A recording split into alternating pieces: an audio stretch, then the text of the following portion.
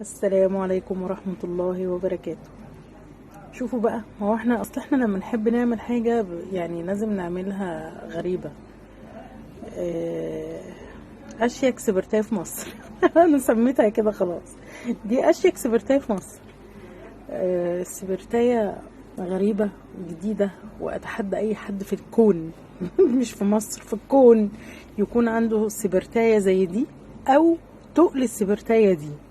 السبرتاية دي تقيلة، السبرتاية دي بتاعت نص كيلو مثلا، كلها نحاس من اولها لاخرها، حتى الرجول بتاعتها من تحت اهي نحاس، معمولة ليها حاجة مخصوص. الكنكة طبعا نحاس، حاجة جميلة ومحترمة جدا.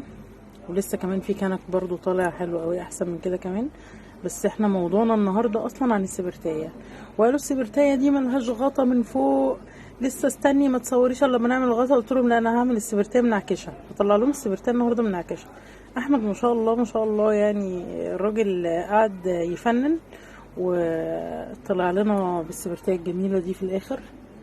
السبرتاية ده الجزء هي كلها نحاس من اولها لاخرها نحاس، مفيش غير الثلاث شوك دولت، هم دول بس الحديد. انما القطع كلها احنا عاملين دي حديد علشان تبقى متينة مع النار يعني.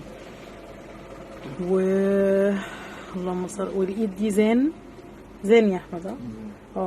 الايد دي زان. والقطعة اللي هي الخزان، احنا بنقول عليها الخزان. الحتة دي يعتبر التقل كله فيها، لان القطعة دي معمولة صب، احنا صبينها ومفرغينها من جوه علشان خاطر يتحط فيها السبرتو. دي مش سبرتاية عادية، دي احلى سبرتاية شفتها في حياتي.